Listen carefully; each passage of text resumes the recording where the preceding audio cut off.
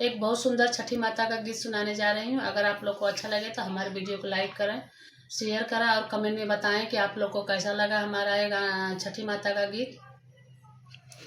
चनन ताने चले महादेव, गुटी भर धोती बीजे, गुटी भर धोती बीजे।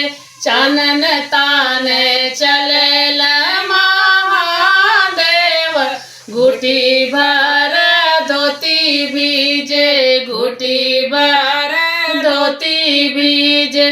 धोती मोरा भिजता भिज देहु, चानन मोरा नहीं बीजे, चानन मोरा नहीं बीजे। कोसी भरे चलली गौरा देई, नवलक के साड़ी बीजे, नवलक के साड़ी बीजे। साड़ी मोरा भिजता भिज देहु, कोसी मोरा नहीं बीजे, कोसी मोरा नहीं बीजे। साड़ी मोरा भिजता भिज देहु, कोसी मोरा नहीं बीजे, कोसी मोरा नहीं बीजे।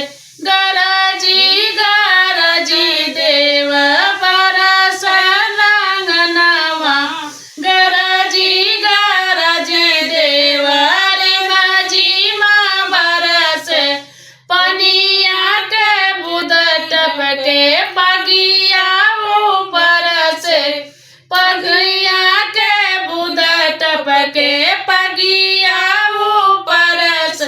तो चानन ताने चले मनविया सेवका, गुटी भर धोती बीज, गुटी भर धोती बीज।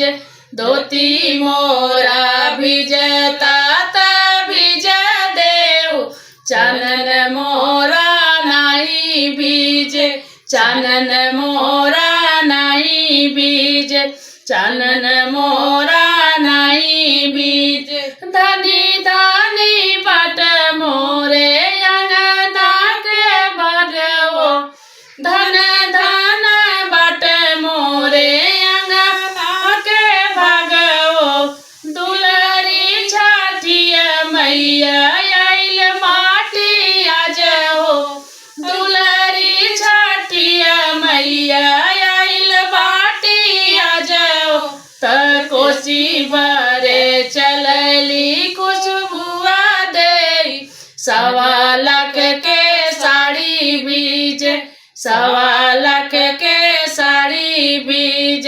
कोसी भरे चलली खुशबुआ देई, सवा लाख के साड़ी बीज, सवा लाख के साड़ी बीज। साड़ी मोरा भिजता भिज देहु, कोसी मोरा नहीं बीज, कोसी मोरा नहीं बीज, कोसी मोरा नहीं बीज।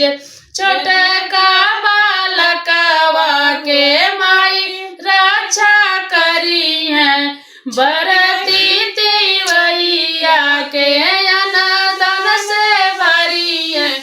छोटका बालकवा के माई रक्षा करी है, बरती तिवैया के अनदन से भरी है। त चानन चान चलल नबिया सेवका, गुटी भर धोती बीजे, गुटी भर धोती बीजे। धोती मोरा भिजता भिज देहु, चानन मोरा नहीं बीजे, चानन मोरा नहीं बीजे, चानन मोरा नहीं बीज। कोसी भरे चलली संध्या देई, नवलक के हार बीज, नवलक के हार हर मोरा बीजता बीज देऊ कोसी मोरा नहीं बीजे कोसी मोरा नहीं बीजे चनन ताने चलेला महादेव गुटी भर धोती बीजे गुटी भर धोती बीजे धोती मोरा बीजता बीज देऊ चानन मोरा नहीं बीजे चानन मोरा नहीं बीजे कोसी बारे चलली गौरा देई